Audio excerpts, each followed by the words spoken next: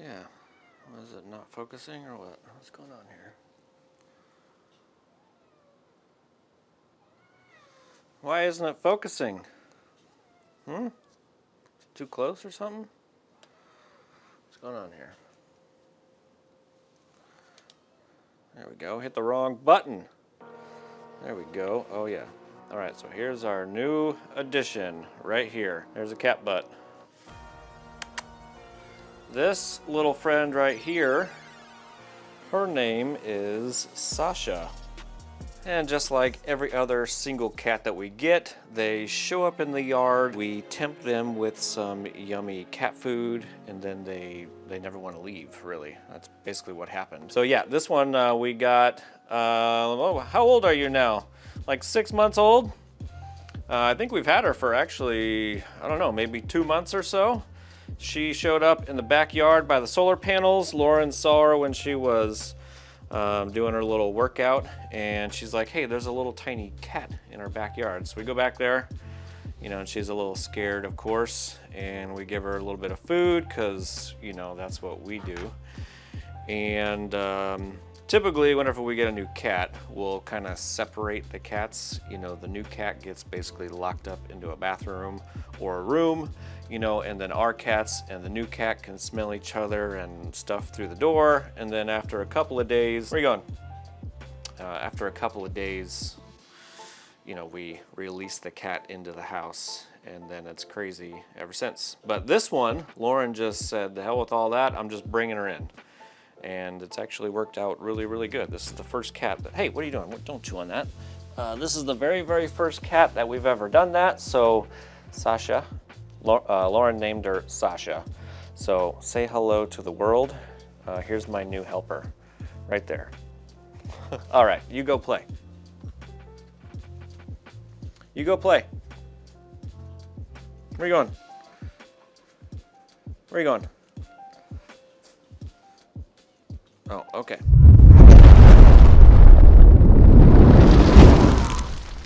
Today's average video, if you guys can remember, I bought a whole bunch of lithium iron phosphate cells. God, it's been quite a few years.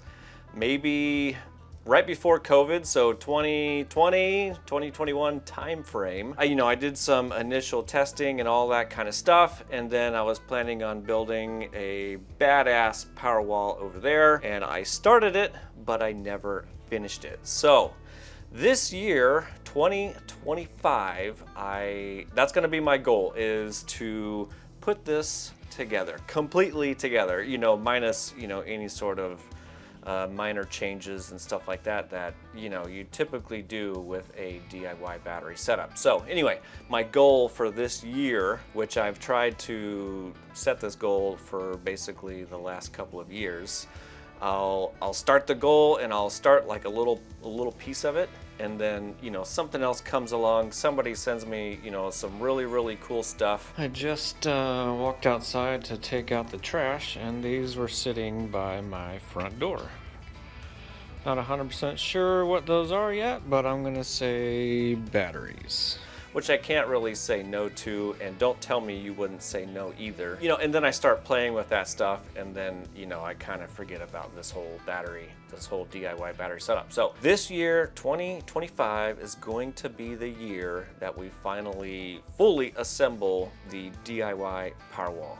And it's gonna be a little bit of a task now because, why don't we just go over there real quick. All right, so over here in the DIY Powerwall area, I don't know if you guys remember, but I had a 12,000 watt split phase grow watt inverter right over there, all right? And then I had the two PCM 60X charge controllers right up here, and then I had plumbed those into basically a big square metal box, and then from that box we piped over into these boxes over here, and for the most part that's as far as we got. Okay, obviously since then some things have changed, and just like I said, somebody will send me some really cool stuff, which I can't say no. I can't say no to stuff like this. I guarantee you guys wouldn't say no either. Anyway, so since then I didn't have to, but I wanted to, because this this is basically an 18 kPV A badass inverter, by the way. I didn't have to pull out the 12K grow watt, but I wanted to so I could set up this system over here. So in doing so, obviously I had to remove everything else that I had in here. So we do have to reconfigure some things. Obviously I don't have that big metal box right in here that held the shunt trip. That box also held my bus bars and anything else that I basically needed I could shove inside of that box. But obviously I don't have that box anymore and we need to reconfigure some stuff. Now, since I've tried to start this project a few times in the last couple of years, there's a few things that I have done. I don't know if I actually recorded those. If I did, you know, I'll throw them in this video somewhere. But basically what you guys remember obviously was the exhaust port right up here. And I guess the only thing that I added to that, which I don't think was in an actual video, was an inline exhaust fan up there, okay? Other than that, we can open up these boxes and I'll show you the tiny little things that I have started in the last couple of years, and then I haven't gone any further. And we're basically going to kind of pick up where we left off if we can do that. Oh, and if you guys aren't aware, right now I'm powering my house off of this server rack battery right here. It's the Global Power right here, and then there are 3 of the Orient Power server rack batteries back there. So there's 2 230 amp hours, a 100 amp hour, and then the 280 amp hour battery right there. And then of course the Ethos big battery, wall mount battery right here. This is 15 kilowatt. Basically each little square or each little box that you see are 5 kW each. Kind of like 3 server rack batteries, but mounted on the wall. Don't worry about these PV wires right here. They're just temporarily going to, so I can use the ground mounts outside. This will obviously go away later on. Oh, and one other thing that I do plan on doing is I want to put all of this stuff in a server rack that I do have. We just have to modify the server rack because I kind of want to put it underneath the stairs right over here so it's kind of out of the way. Anyway, on to what we have going on in here. Basically, I think most of these are the same, kind of like the same status right now. Boom! Haven't seen that in a long time. All right, so what I started on, I guess 2 different times would be my compression plates right over here, and then the all thread. Basically, these are just phenolic blocks. And then I have some internal threads right over here, which I can show you in just a minute. And then I have some all thread right here, and the all thread is covered in heat shrink. That's basically all these are. And then on the ends over here, you know, they're just some washers and some bolts, and they're all basically hand tight at the moment. I am not compressing them, I am just fixing them. The reason I am just fixing them is just in case something ever goes wrong, these don't come out to be, you know, they don't swell up and become a big smiley face in here. That's all I'm trying to prevent for the most part. And I have that basically set up on each different shelf inside these boxes. The next thing would be is I went ahead and did most of the Baytrium wiring here. I just copied what I had for my 18650 Powerwall. The only thing that's different with these is these actually have terminals right here that can attach to the batteries on top. I went ahead and did that for every single one. However, I did take the longer Longmon wires from the 18650 Powerwall so I can use them in here, because all of these are basically going to be in a big long string, so it shows up in the Baytrium software correctly, okay? And that's pretty much the same thing down here. I have all of the Baytrium wiring complete, I'm pretty sure. And then I should have all the all thread cut and sized and heat shrinked, I think, although I don't see it down here, so I don't know, I guess I'll have to find that. And then also right down here, I did drill a air intake in this bottom box, just in case there is, you know, some sort of event. It'll capture all of the air from down here, I'm hoping, and then make its way up through the conduit up there, and then out through the exhaust right up here. On this back side, oh, and look at that, right back here is where I have the other all thread. And I also ran out of the black heat shrink, so I put some clear tubing on the other ones, and I'll just put those in the back and nobody will ever see it. Okay, anyway, what I was getting at was right back here, I just have a magnetic I don't know what you want to call these, a screen filter type thing. So that's just sitting over the hole right now. If I haven't mentioned it before, which I'm pretty sure I have, in between each battery cell, I have a thin piece of fish paper.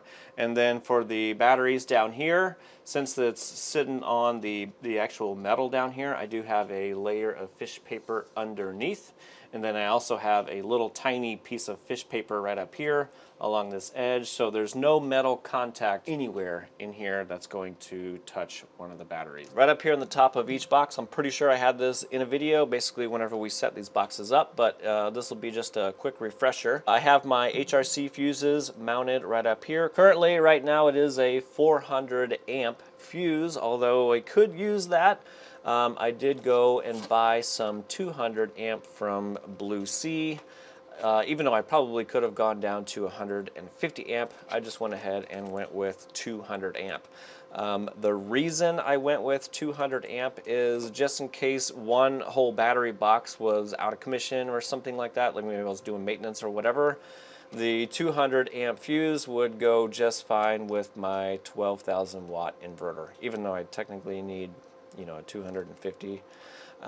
Yeah, that's basically the logic behind that. And then of course, right over here, which was also in a video, we installed a 150 amp DC circuit breaker, which is just a mechanical on and off switch. That's basically all this was. And that is on both of the battery boxes right here. However, I don't know if I'm actually going to, I don't think I'm going to go along with this because I still want the shunt trip capabilities, you know, and I don't want to have too many connections, you know, where basically I go from the battery over to the fuse and then from the fuse over to this, and then from this over to a bus bar. You know, I'm gonna try to minimize as many connections as I can. So what that means for me is I might actually end up taking this circuit breaker out so we can install a relay. If I use a relay, then I can have a, you know, an on and off switch just like a regular BMS would have.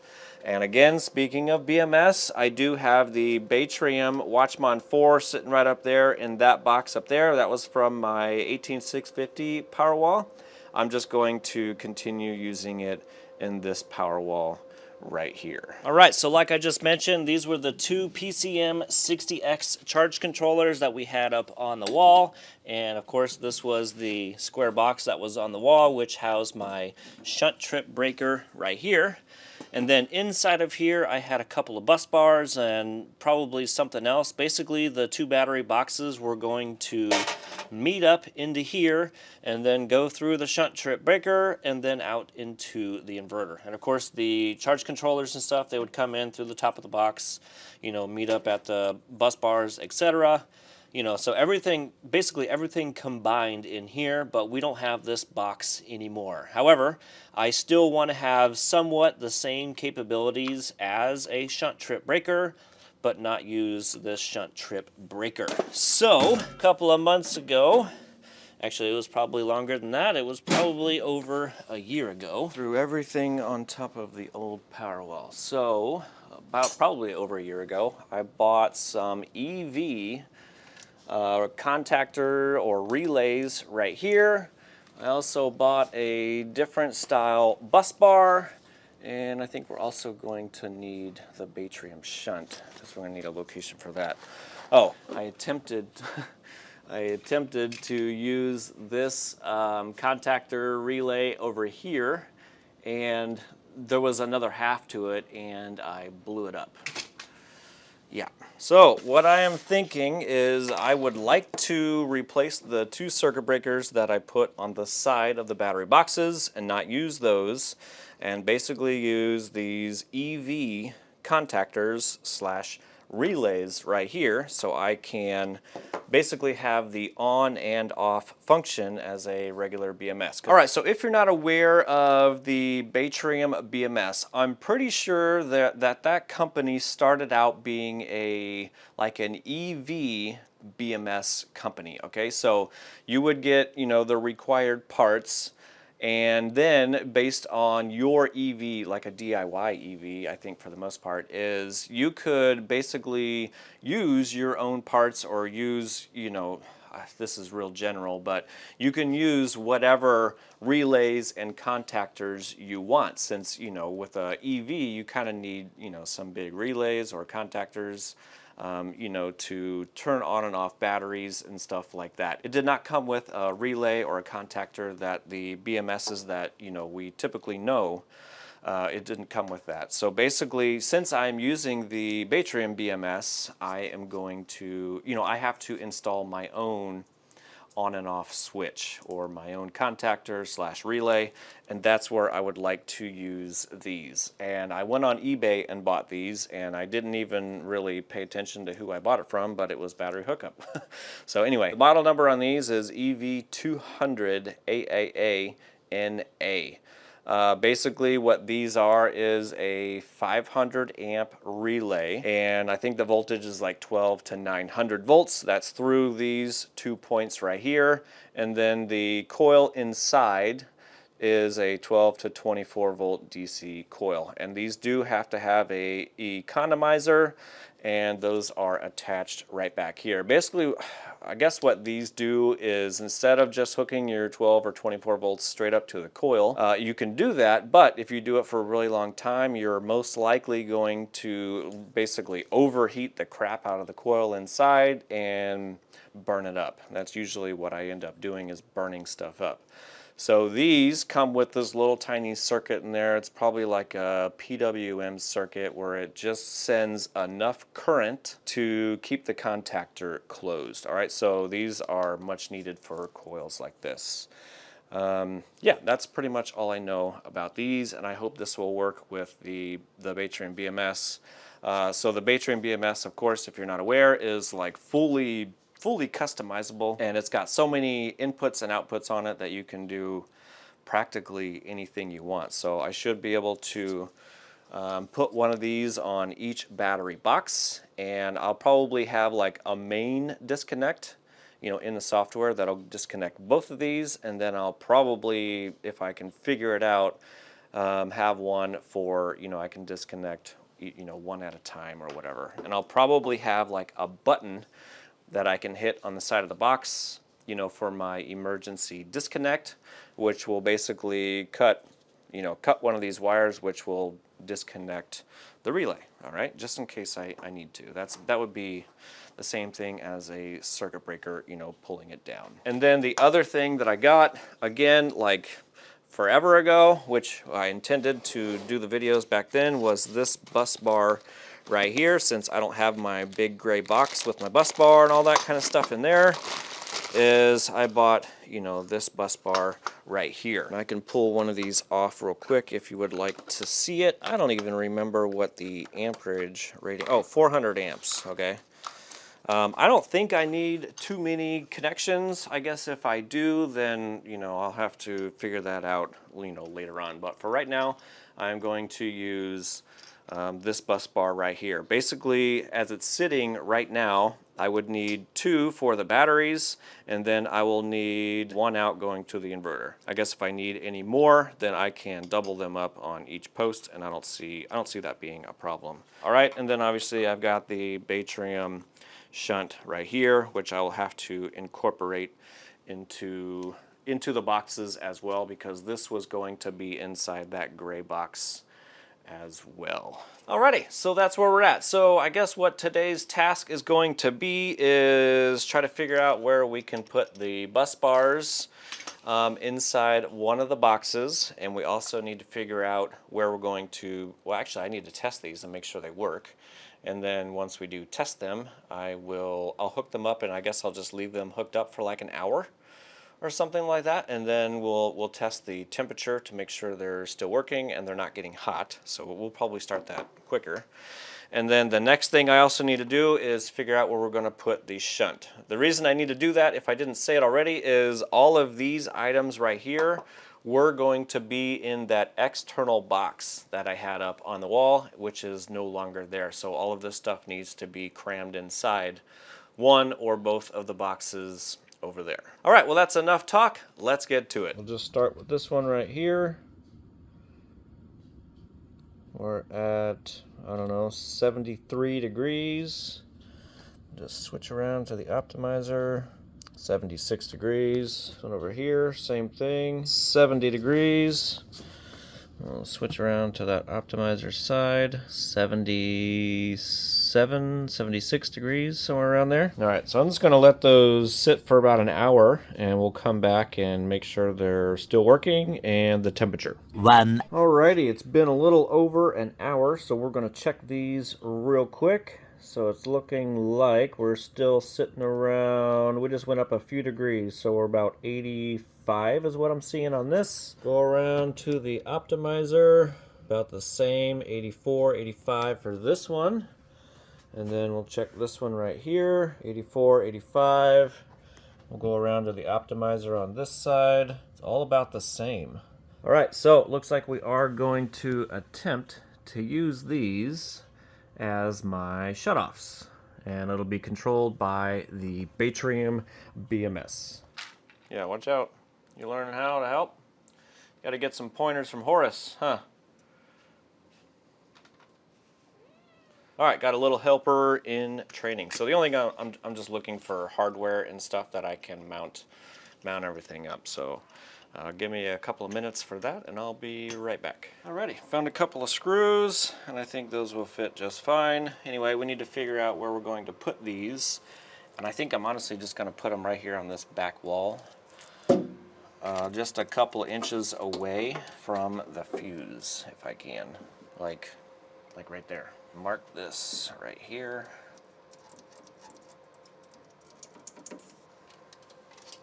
Definitely lopsided. I'll straighten it out here in just a second whenever I drill it. Which I'm gonna attempt to drill this with the batteries. I don't know, I really don't want to bring the batteries out if I don't have to. Like 4 7/16 away from the fuse. I gotta make sure I don't short anything out when I do this. This is a metal tape measure. That's my line. And we are 1 3/4 from the top.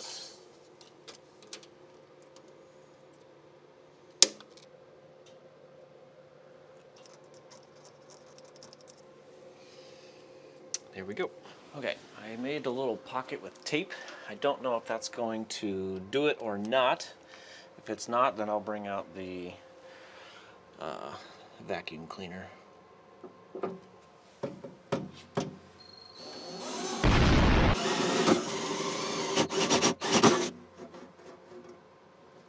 Yeah, that worked. I'll leave that there so I can do the tapping. Next we'll do the one down here. I'll make the little pocket.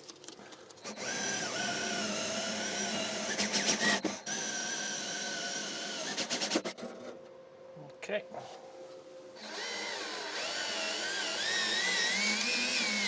that was easy.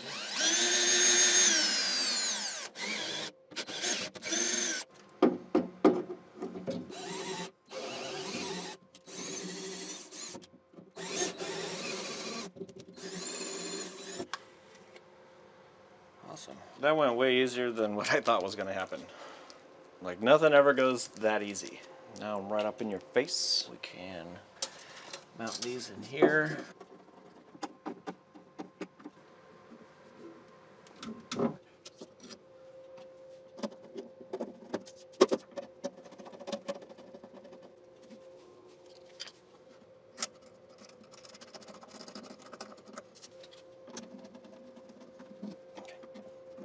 Alrighty, that went a little too easy than I'm used to. Alright, cool. Now we got those installed. I think what I'll do is I'm just going to go ahead and pull off these circuit breakers right here because honestly I don't think I'm going to be using them. So I'm just going to pull those out for now so they are not in the way.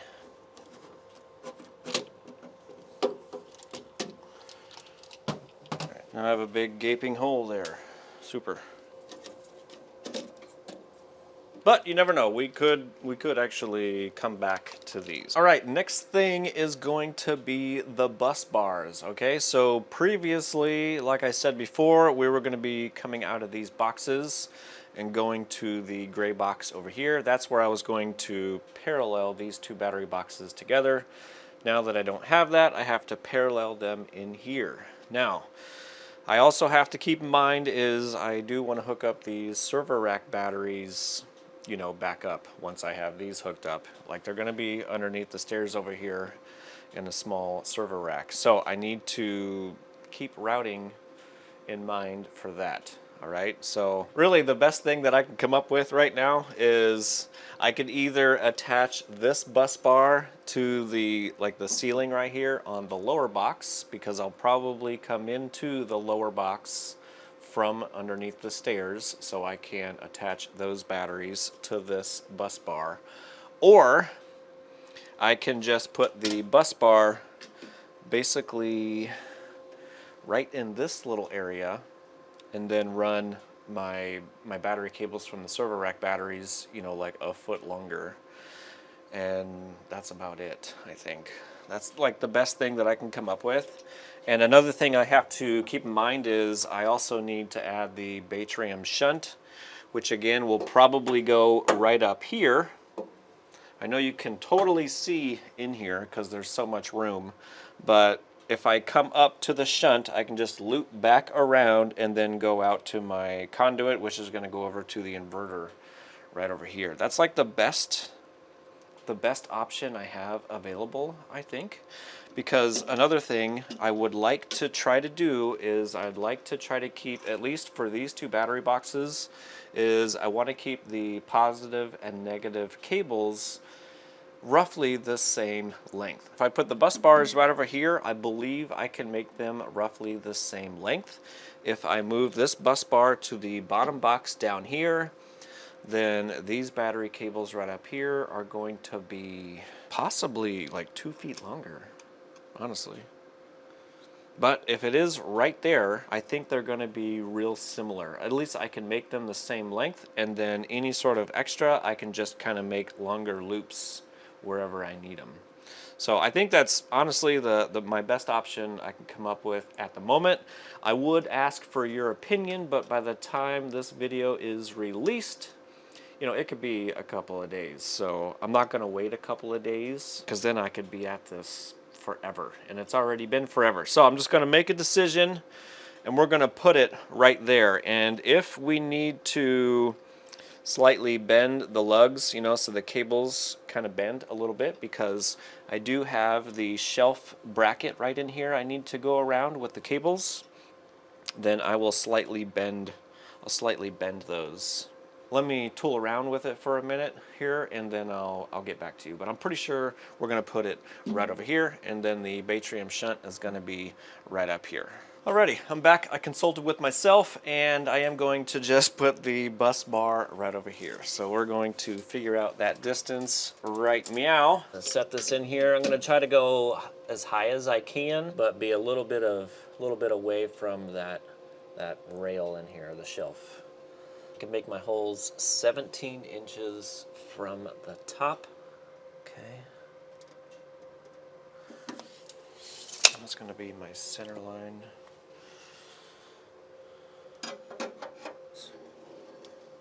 Almost lost it. Okay. One right here. Okay. Definitely going to make a mess in here. Let me pull out all the bus bars. Okay, let's drill some holes.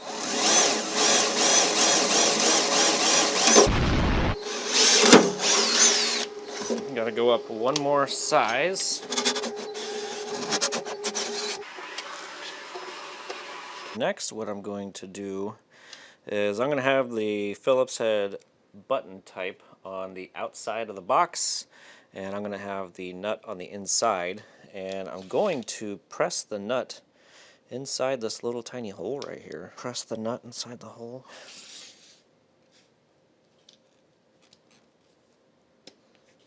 Maybe I'll put some super glue on it too to hold it there. You know how I like to use super glue on practically everything. There, there, oops, that's right there. That's right here. That's what it says. That's right.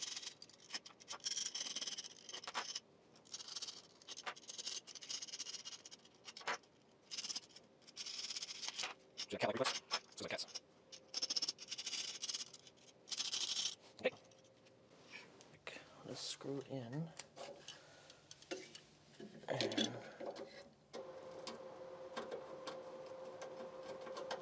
other screw. That one started. There we go.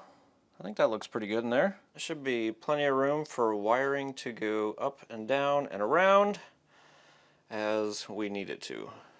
Okay, next thing is going to be the Batrium shunt, and that basically just needs to go right up here because one wire is going to come off the negative over here, go through here, okay, and it's going to go to the Batrium shunt, and then it's going to do a loop back around, and it's going to go down, and then it's going to go through the side hole over there on the right to go over to the inverter. Okay, so that's what we need to do next. Okay, here goes for just another random position, which honestly I'll probably just guess. I mean, it just needs to go like right here. Okay, I'm just gonna put it right here. So I'm gonna go to the other side to mark my holes, because that's where I have room. I really don't want to take that off.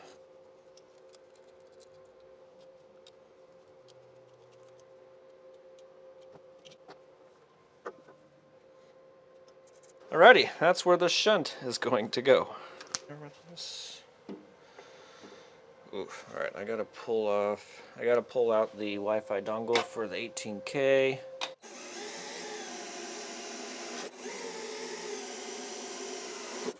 These I gotta slide the nuts back in this little hole.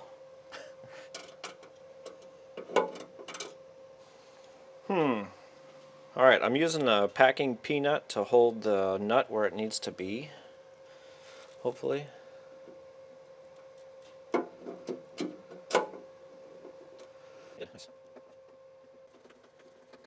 It looks a little crooked in there. It's alright. Boom! There we go. Got the Batrium shunt installed, and that was, again, pretty quick, easy, and painless. This is going a lot better than I had anticipated so far, honestly, so I'm not really sure. I really didn't think I was going to get this far today for some reason. So I'm not sure what I should do next. I mean, I really want to make battery cables and stuff, but I don't know if I should yet. All right, so I was just kind of looking over how the wiring and all that kind of stuff was going to go for the main positive and negative. And if you're not aware, or if I haven't said it in other videos, I think what we're going to do is this post right here, the outer cell. The outer post right over here is going to be my main positive, and we're going to have a short positive cable over to the fuse block right over here, or fuse terminal, whatever you want to call it. We're going to come out of that, we're going to go into the solenoid, we're going to come out of the solenoid, and then this positive right here is going to go to one of the bus bars right over here. Okay, and then we need to connect these cells to these cells right over here. So we're going to come off the negative post, which is right here, and we're going to come down with a cable. I don't know what size of cable we'll use yet. And then we'll come down to the cell down here, of course, then daisy chain all the way over to our negative. And then in order for me to, I believe, keep all of my positive and negatives, you know, my two positives are going to be equal and my two negatives are going to be equal, even though those two don't have to be the exact same.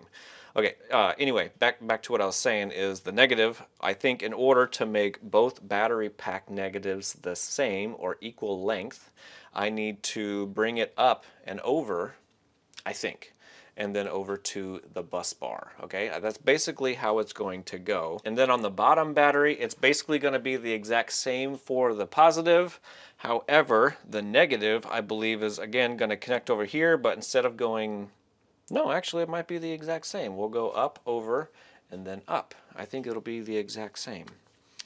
Okay, so now what I need to do is my negative, Let's see. All right, so now what I need to do is figure out the best routing for the cable that's going to go from this battery to this battery. I think I actually need to rotate all of these cells. I think I need to flip each one.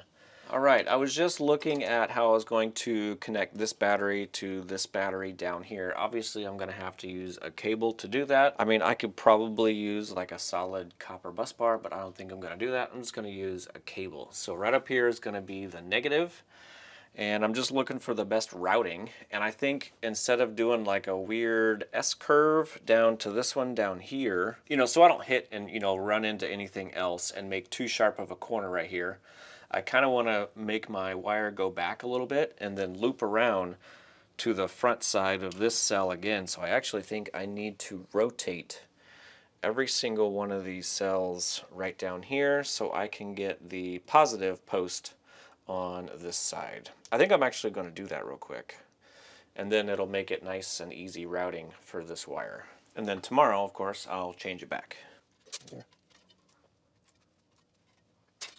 Let me remove these wires right here. Yes. There we go. I'll take all the way to the end. Let's do some threads. Here's the little piece of fish tape that I have down here, or fish paper. That's to cover this inner lip edge right here. There we go. Just need one. Okay, let's set them down.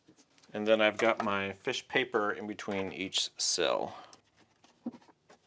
And there's a piece of fish paper on the bottom down here, just FYI. So there's not going to be any metal touching any batteries or anything like that.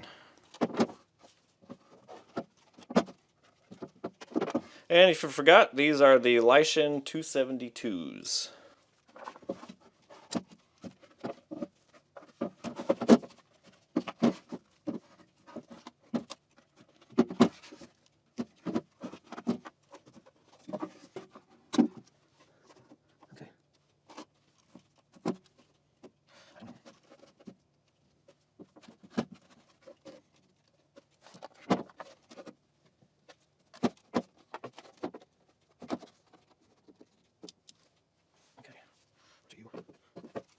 Oh, there's the dent. We'll put the dent out.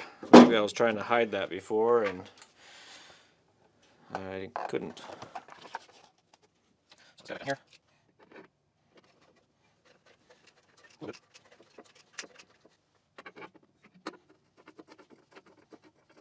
Sure, nuts. Washer, nuts.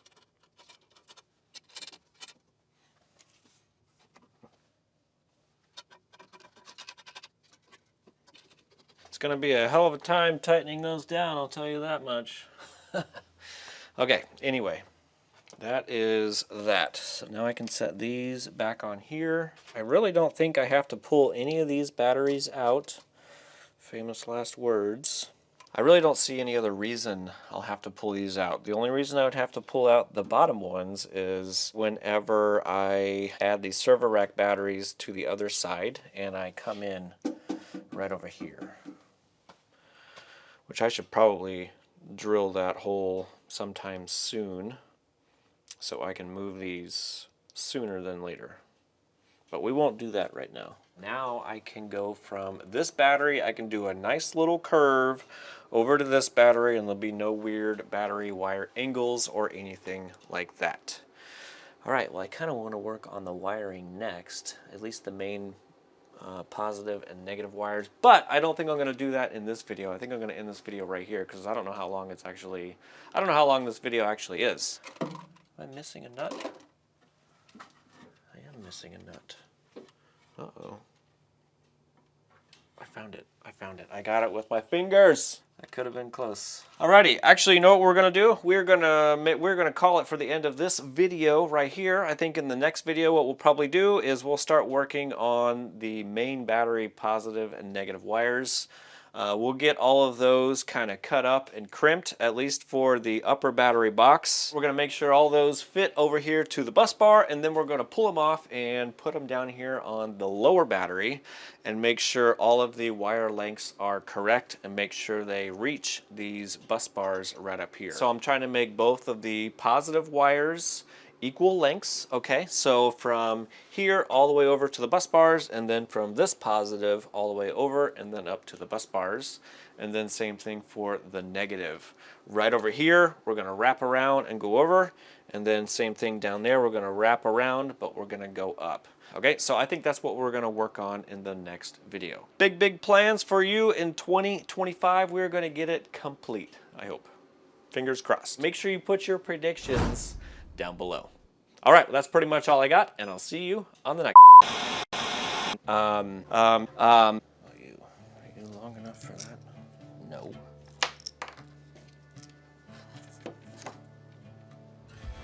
But those are two nice screws. I will put those right there. All right, what else do you see in here, friend? Now don't eat any of these. That's not what these are for. There's another nice screw right here. See it? Goes in the bin.